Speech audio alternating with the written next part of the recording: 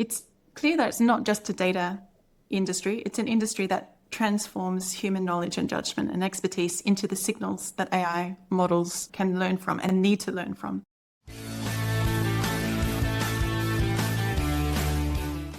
Hey everyone, and welcome to a very special episode of Slator Pod today. So today we are not talking about localization, translation, interpreting, or anything in that area. Today we are talking about the data that powers AI. We're talking about the companies that are buying it, the companies that are selling it, and what exactly this entire ecosystem is doing. So who better to have on today than our very own head of research, Anna Wyndham. Hi, Anna.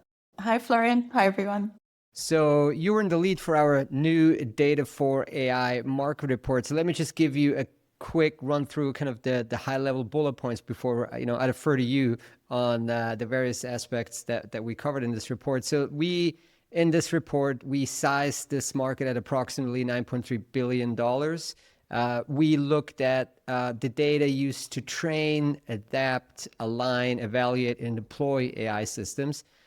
We mapped the buyer landscape, supplier ecosystem, the workflows, workforce, and the market dynamics. And finally, we also found that this industry really has evolved, of course, beyond traditional data labeling, like the type of stuff that companies like Appen used to do, and into a much broader kind of ecosystem focused on making AI deployable in real business workflows. So before we start, I do need to give a quick plug for SlatorCon San Francisco, because among the many amazing speakers, we also feature Emily Xue, who's the head of enterprise AI at Scale AI, arguably one of the leading providers in this data for AI ecosystem. So let's jump right in. And maybe, Anna, before we start with kind of the core content of the report, tell us a bit more about your personal background and how this is relevant for this particular piece of research. Yeah, so I started my career actually in the data for AI market, working at Appen, mainly focusing on speech recognition, so speech to text. And that is really where the data annotation or data labeling market began.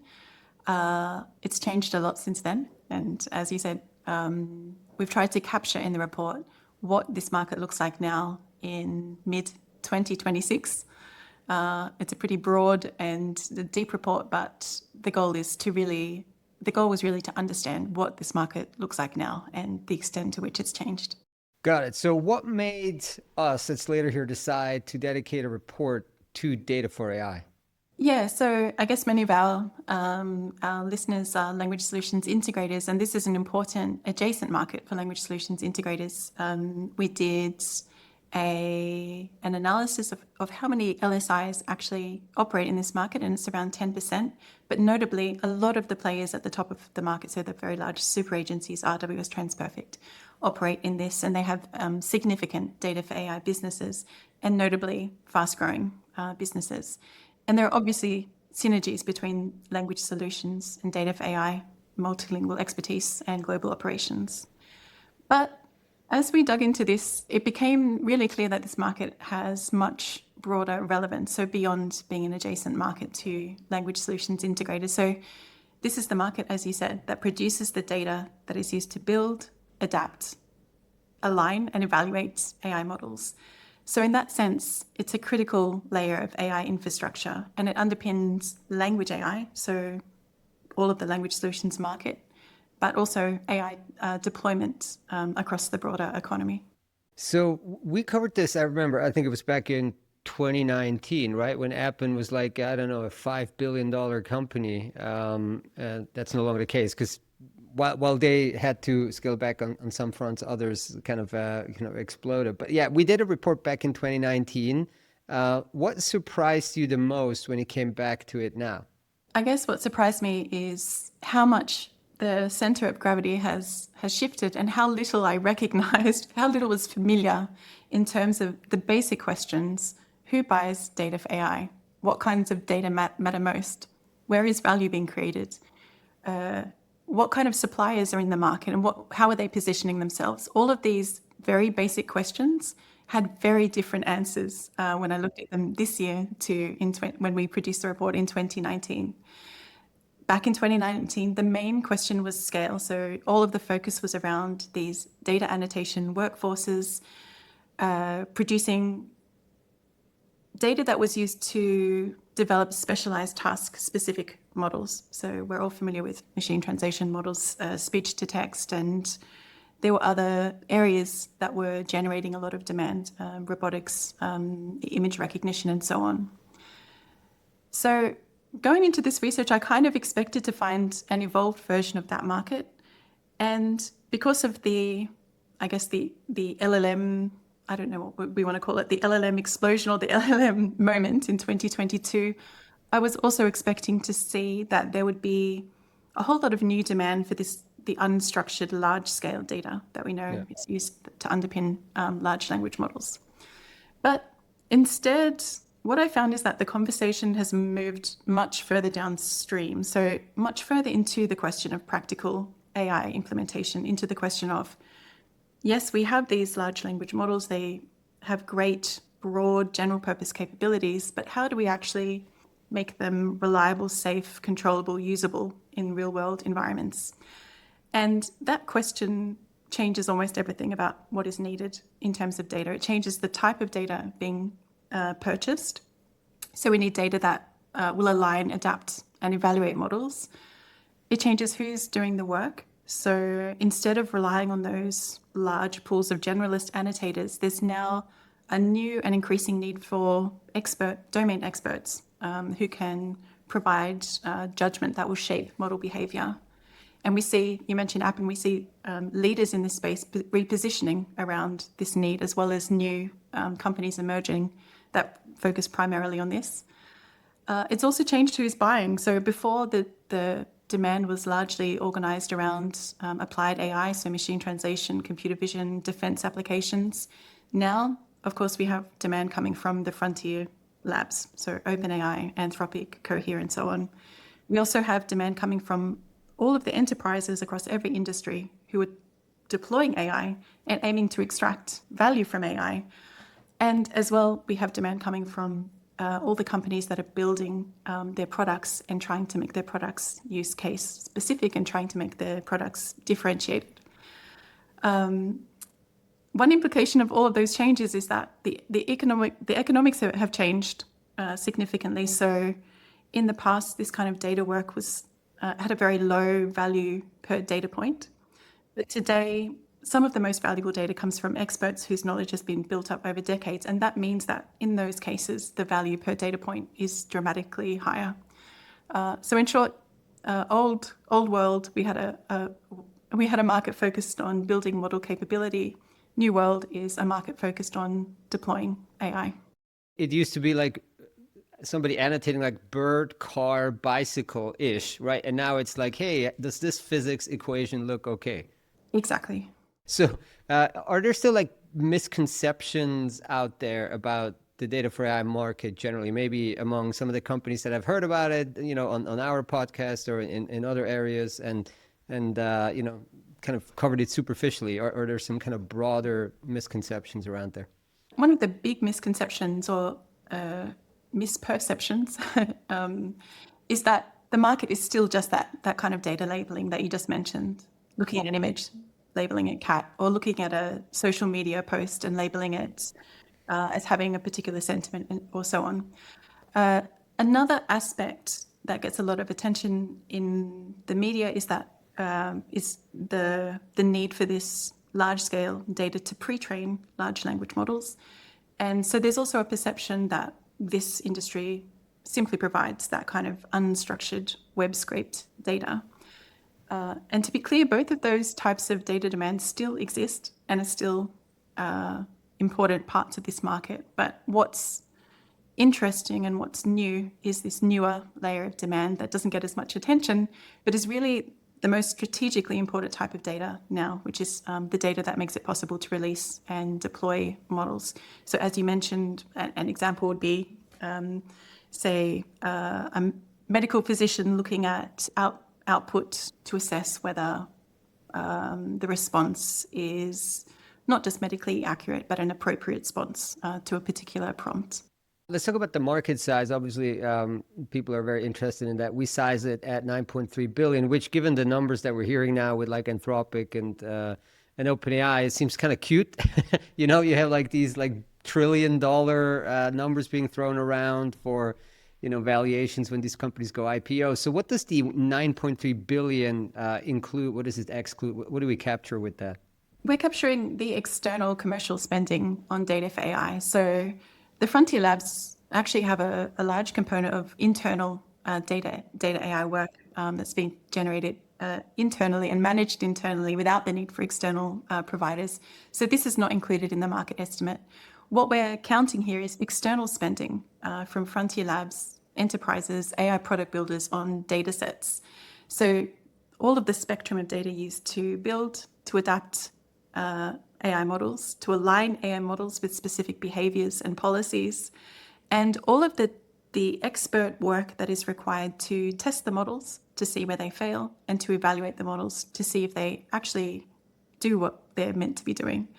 So this ranges from, say, off-the-shelf data sets, custom-created data sets, managed data services and the provision of those experts, the AI data platform, so the technology layer, and it also includes licensed data sets. So there's an increasing need for data sets coming from, say, publishers or media archives that can be used either to pre-train large language models or to adapt them to specific domains. I guess one there would come to mind is we had Casper Grothwell on the podcast from Oxford.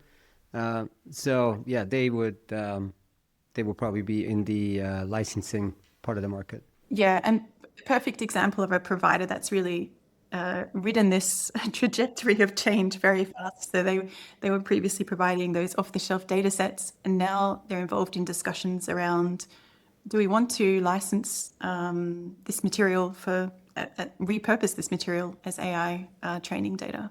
So as well as not including what's being done internally at the Frontier Labs, there's obviously a lot of discussion around how enterprises use proprietary data to make their models deployable and useful and relevant. So this is a very important type of data as well, but it's internal.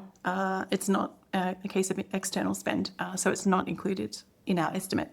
And even though that figure may look maybe dwarfed by some of the figures being thrown around by the Frontier Labs, it's much bigger than many traditional annotation market estimates, and that's because we're looking at something much broader than just traditional annotation. So take us into the production here of something like this 160-page piece of research. Like, how do you go about something like this? You know, who do you talk to? What do you analyze? Well, in terms of the scope, the goal was to map the full market to understand the data categories, the demand associated with each data category, all of the different types of suppliers, buyers, and then how value is being created. So like the economics associated with different data types. So we interviewed stakeholders across the system. We spoke to Cohere. We spoke to many of the major data for AI providers, so Scale, Appen, LXT, TELUS.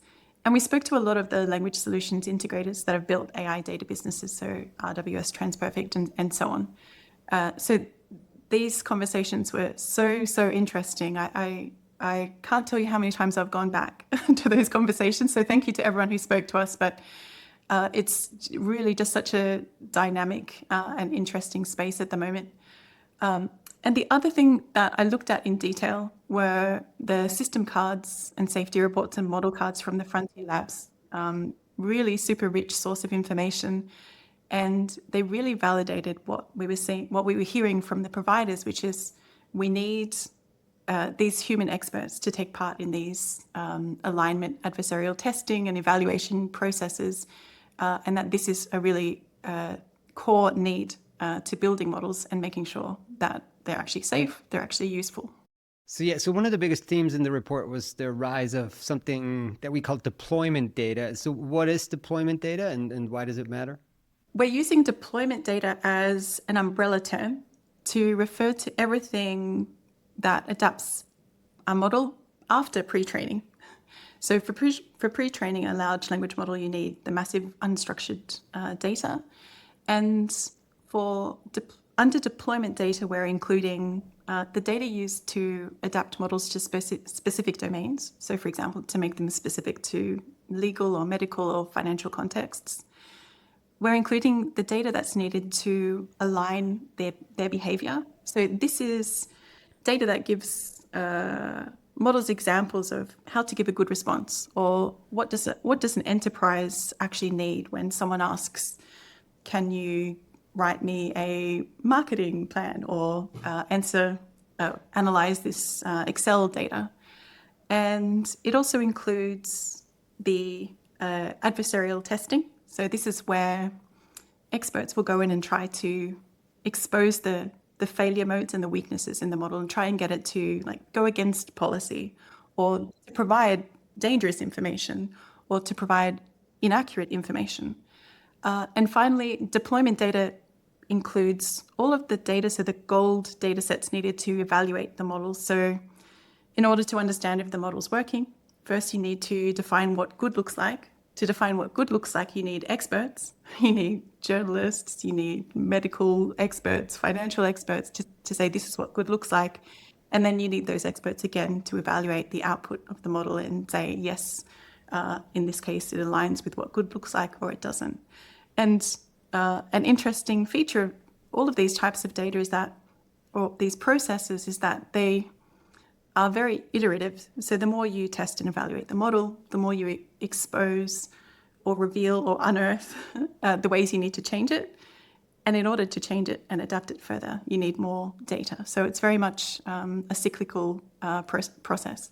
Let's talk about, you mentioned that red teaming and also the alignment. So what does that work actually look like? What are people actually doing there? Yeah, so I'll start with alignment. So this is how data is used to teach models how to behave. So it shapes things like helpfulness, safety, the tone that is used, policy compliance, and when a model should answer versus when it should refuse. So alignment teaches a model how to act. So when you're interacting with a model and it refuses to answer a question, this is as a result of this alignment process. So this covers a wide range of tasks. You might have experts who write ideal responses. They might be ranking outputs to say this output is better than this output. The experts might be looking at whether or not outputs align with policy, or providing examples of how an output should align with policy. So it's about teaching models to follow specific instructions or formats. So imagine a prompt who asks, how do I treat chest pain? And you get two possible answers. One suggests a diagnosis. One is much more nuanced, explaining possible causes, highlighting uncertainty, recommending the user seek medical advice. So the human contributor working on this data task would be tasked with selecting the safer and most appropriate response. And the contributor's decision there becomes a training signal for the model. So this is through various training techniques used to update the model. So you can see why expertise is important here, because a generalist simply wouldn't be able to make a good judgment in that case. The other one you mentioned is adversarial data, or red teaming. Red teaming, yeah. What was it? Did you know the origin of that term? Red teaming? Is that like a military term or something? Yeah, I think it is a military term. So it refers to when, I guess, forces pretend to act like the enemy and try to find weaknesses or try to infiltrate. I think that this is where it comes from. But it's a really interesting term, and it's all the way through the model cards and safety cards, because this is how you find the weaknesses and failure modes. So red teamers are designing prompts. They're trying to bypass the safeguards. They're trying to exploit flaws in reasoning. They're trying to trigger policy violations. And they're trying to expose inconsistent behavior across languages, domains, and use cases. And you can see again why it's so important to be a domain expert in these cases, because as a generalist, you may have some ideas about how you might be able to get around the model's safeguards, but you really need to understand a domain to understand the safeguards firstly, and then to when they've been bypassed. So just as an example of the breadth of human expertise involved with red teaming, OpenAI reported that the team for GPT-4, the red team included 100 external red teamers. They span domains from cybersecurity, healthcare, law, finance, psychology, misinformation, child safety, linguistics, across 45 languages, across 29 countries. So that's an example of the type of demand. And you can also see why where multilingual expertise comes into it as well. Yeah, because you could arguably maybe exploit, like, I don't know, the prompt is in a different language or something, and that could maybe be a one attack vector. So the report places a lot of emphasis also on evaluation. So why is evaluation becoming so important, or is already so important? This was also a big theme at SlatorCon evaluation, where we had a presentation from RWS and Co here, and they were talking about how they actually evaluated the model that they built together, and how important it was to have a custom evaluation benchmark, because you need to define what good looks like in your specific case before you can evaluate against that. And evaluation is probably the most strategically important category of all. Without evaluating if models do what they're meant to do, it's not possible to release a model. We've seen a few frontier labs holding back models for various reasons, in some cases possibly because the evaluation results were not what they needed. The other thing evaluation gives you is that it's the evidence that you need to provide to the downstream users of AI to say, yeah, we tested it, we got these results, and it showed this, so it does this. Without that transparency, it's not possible to deploy AI. So this is kind of like the control system for AI development.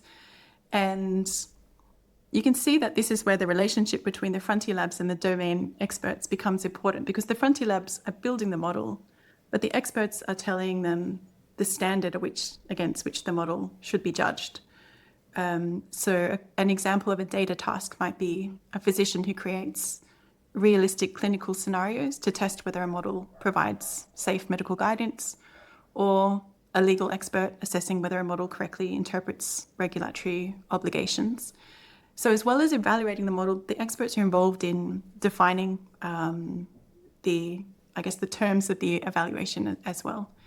And what's interesting is that the frontier labs are very protective of their evaluation data sets. So they're created with these experts. They're very, very meaningful because they define what is being tested. They're defining what's important, and they provide the evidence. They enable the extraction of evidence that the model is performing in certain ways. So this is where we see this kind of paradox, which is that the more capable the models become, the more important it is that we have humans who can tell us if in what ways they're actually useful, if they are trustworthy, if they are safe. So let's talk about those humans. So what's changing about like the workforce behind AI? I mean, we spoke about that, the whole shift from annotation to much more involved and expert-driven kind of activities. But yeah, tell us a bit more about the workforce here. The workforce kind of relates to those different layers of data demand that we already talked about. So there is still demand and need for these large labor pools of generalist annotators. So in that case, the kind of challenge, well, the focus up until a couple of years ago was scaling those resources. So sourcing them, scaling them, ensuring that people were well trained, ensuring that the output of their annotation tasks was quality checked. And that's still important.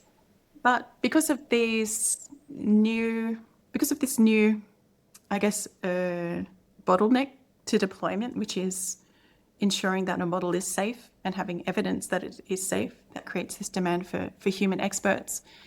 Increasingly, the most valuable contributors are domain experts. So we see frontier labs reaching out to external data for AI providers, companies like Appen and Scale and so on, and saying we need physicians, lawyers, engineers. One example we found was Frontier Labs recruiting investment bankers for hundreds of dollars an hour to create evaluation frameworks and rewrite model outputs to reflect how senior bankers actually think. So yeah, there are these different layers of demand. Still, the generalist annotators are very much in demand, but on top of that, specialists and experts. So what does it take to work for these frontier labs, right? What would separate a winning vendor from others that don't get through? Because these companies have infinite money at the moment. So how do you work for them? Well, this is obviously where the major suppliers are competing. And Frontier Labs, according to the interviews that we had with various suppliers, Frontier Labs really need providers that can solve novel problems, because this process of AI development is still one of discovery and finding out, and their data needs one week might look completely different next week, depending on shifting goals or the results of adversarial testing and eval. So one week they might need to build multilingual red teamers across different languages. Another week they might need security experts to probe model vulnerabilities. They might need companies that can support with simulating different data scenarios. So, for example, simulating a doctor-patient conversation. And this can be for various reasons to ensure that, for data privacy reasons, for example. So you need examples of those conversations, but you can't use the originals. So you might simulate those conversations. And our conversation with Data Mundi, who's a language solutions integrator who pivoted into this market, said that they found themselves folding napkins 100 times a day and recording that process in order to teach models how to fold napkins. And RWS also referred to doing quite what they called wacky tasks. So really interesting tasks, but I guess it's the flexibility that the Frontier Labs need. Another thing that stood out is the pace. So Frontier Labs are constantly experimenting. And we spoke to Steve Nemza from TELUS Digital, and he said that they'll need a provider for a fast, short-term project without much lead up while they're testing ideas.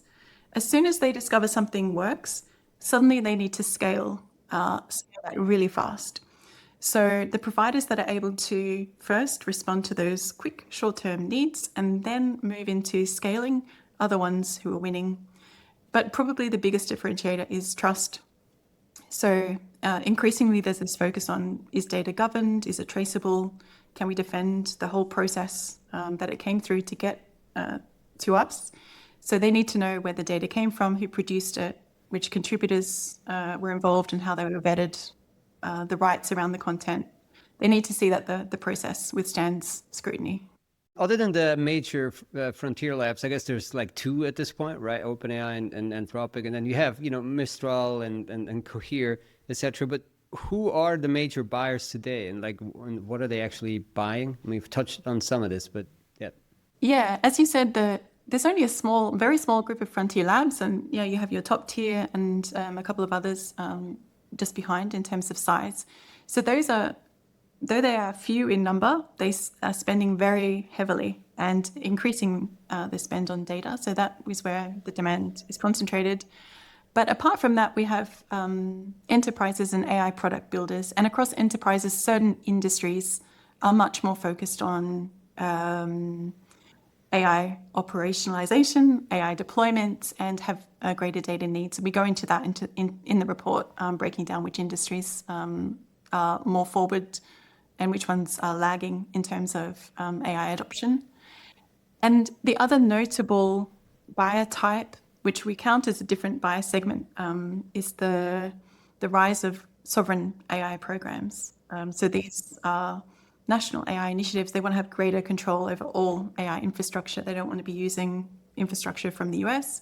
So this is creating a new wave of demand. All of the demand that we've previously seen coming from the US is kind of being mirrored or replicated, but across different languages now.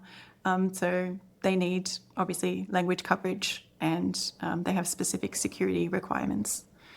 Something interesting is that all these different buyers need very different things and they evaluate suppliers very differently. So we spent quite a lot of time unpacking those differences in the report. So you can check the report for procurement patterns and buying behavior, how they select their suppliers and so on in the report.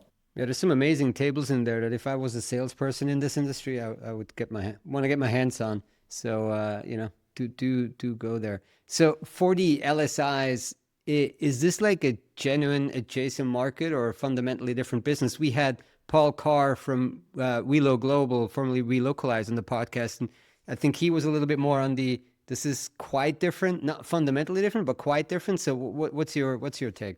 We interviewed a wide number of LSIs, and so they were very clear that the capabilities and resources that LSIs have from delivering language solutions are a major advantage when moving into this market. But they also, as Paul Carr mentioned, a significant degree of transformation is also needed to succeed. So on the one hand, the assets or the strengths that LSIs have are the multilingual contributor network, experience managing distributed workforces, of course, expertise in language evaluation. A lot of these AI building processes are moving deeper and deeper into the everyday of the language solutions integrator segment. Many LSIs told us that they see it as an extension of what LSIs already do, which I thought was an really interesting way of seeing it. We spoke to Thomas Burkett from RWS Train AI, and he said, it's really an extension of what LSIs have already done. It's about enabling communication across languages and cultures, and helping AI systems to understand language and operate globally is just an extension of the same mission. So I thought that was interesting to see it as an extension of the same mission. And you can see where the advantage comes in. If a buyer needs German physicians, Japanese lawyers, Arabic financial experts, LSIs have the capabilities for that. But as you mentioned, there are lots of differences. It's a different operating model. There's different expertise needed internally. And one theme that came up is that it's really critical to have people internally that can speak the language of machine learning, people who can engage credibly with frontier lab researchers, understand the objectives, translate those objectives into operations, because that relationship is very collaborative and iterative. It evolves as it goes along. So the frontier labs really need to have people on the supplier side who can understand what they're trying to do and respond to that. And I think, as Paul mentioned, the tooling is very different. So the technology and infrastructure you need are very different. So it is a genuine transformation. LSIs have some advantages, but they also need to develop new capabilities. So let's close on a question I have. Let's call it an industry. Let's say the data for AI industry. So has this industry moved closer now towards the center of AI infrastructure? And what role does this industry play in kind of the broader AI economy, which is blossoming and exploding at this point? Yeah, well, I mean, this industry has always been a support industry, and it used to be referred to as the picks and shovels industry, which is a bit kind of an unglamorous way of seeing it. But I would say that the industry has moved much closer to the center of AI infrastructure, because these data tasks, which are aimed at making models safe and deployable in real-world scenarios and suitable for specific contexts and use cases, this is really critical if AI is going to be deployed widely, and if it's actually going to be useful, if companies can actually extract value from it. So in that sense, the industry is helping solve one of the biggest challenges in AI, moving to real-world deployment. And I guess the other big takeaway is that it's clear that it's not just a data industry. It's an industry that transforms human knowledge and judgment and expertise into the signals that AI models can learn from and need to learn from. So that's why it's moved much closer to the center of AI infrastructure. It's the difference between building a capable model and deploying a trustworthy and usable AI model. Great. Well, that was a sneak peek of 30 minutes into the data for our report that we have on our website for subscribers. You can download it. For those who want to buy it as a one-off, head over to the website and get it. I think it's a phenomenal piece of research that everybody in the broader language industry, language solutions, and language AI market should go and read, because it does represent a massive growth opportunity if you are serious about it. And I think this report is definitely a great starting point to learn about this market. So, Anna, thank you so much for taking the time today.